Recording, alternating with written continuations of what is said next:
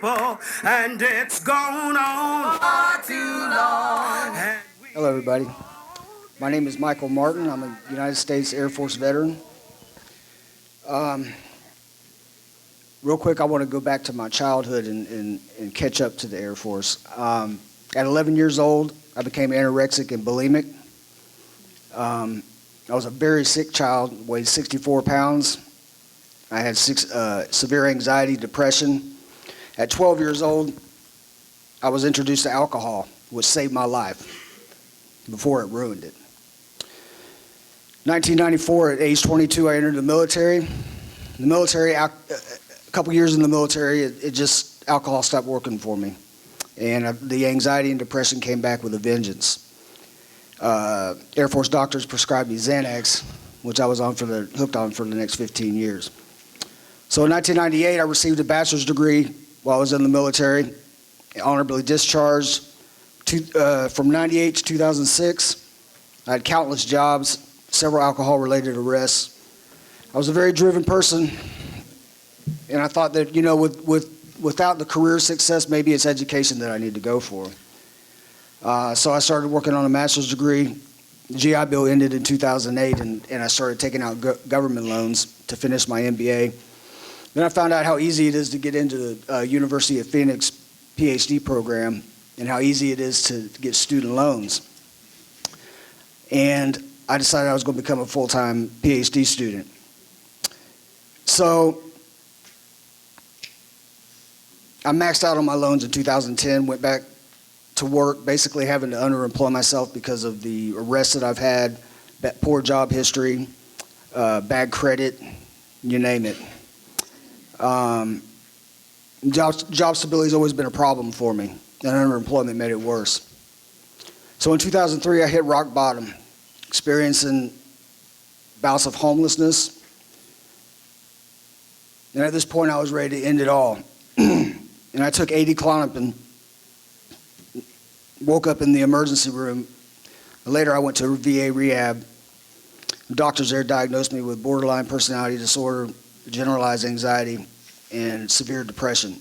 So shortly after completing rehab, I was awarded a housing voucher through HUD-VASH, which is a combination of HUD and the VA. And this voucher saved my life as well. But since recovery, in 2003, I've been involved in a lot of VA rehab programs, met a lot of war veterans with PTSD and addiction problems. And I've seen, if I told you how many people I've seen die of overdose or suicide, you'd think I'm lying. As a matter of fact, my best friend, a 33-year-old Iraq war veteran with PTSD, hung himself right here in Pulaski County Jail. That was 2 years ago. But I mentioned the military service because I want to see the VA remain what it is, as a government agency. And President Obama did a lot for veterans, especially homeless veterans. Donald Trump talks a lot about veterans and about how he wants to help veterans, but right now they're trying to privatize the VA.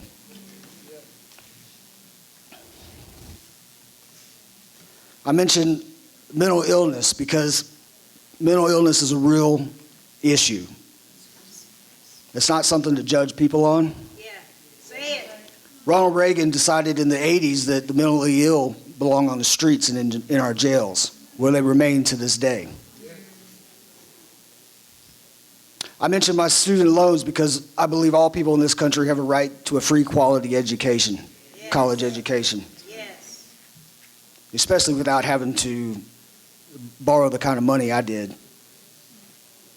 and basically be in debt for the rest of my life and never be able to pay it off. But billionaire Betsy DeVos doesn't think so. And she's working tirelessly to rescind for-profit school regulations, loan forgiveness programs, and any other program or regulation that help poor students. I mentioned HUD-VASH because I believe all human beings, regardless of their situation, deserve a roof over their head. It's a basic human need. I mentioned HUD.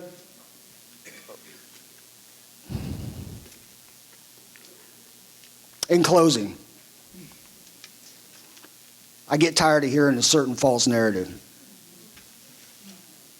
And it's that people like myself are weak, lazy, and immoral. While others, especially politicians up in the DC level, the media, the elite, wealthy elite, we're told that they're strong, hardworking, and moral champions.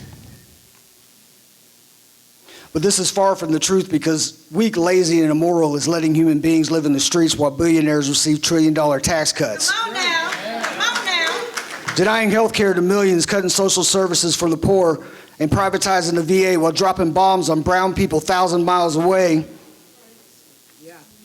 Diverting money from poor Americans to pay for those bombs and lying for the reasons why the bombs are even being dropped. This is poor, this is weak, lazy, and immoral. Caging immigrant children Come on, Mike. and separating them from their parents is weak, lazy, and immoral. Yes. Tweeting obscenities about black athletes who kneel during the national anthem to raise awareness about systemic racism and the gunning down of unarmed black men is weak, lazy, and immoral. Yes.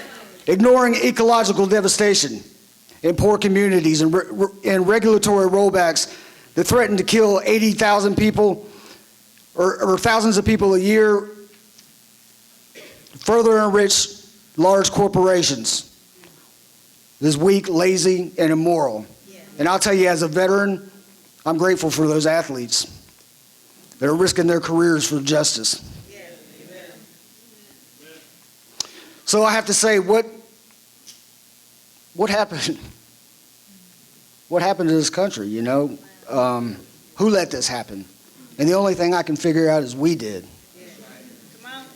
Either we didn't vote, or we didn't educate others to vote, or we didn't drag our friends and family with us to vote, or we stood by and watched political parties move radically to the right. Whatever it was, we didn't do enough. Because lazy, immoral, self-serving kleptocrats are in power and exploiting and hurting our people, and it's gone on far too long.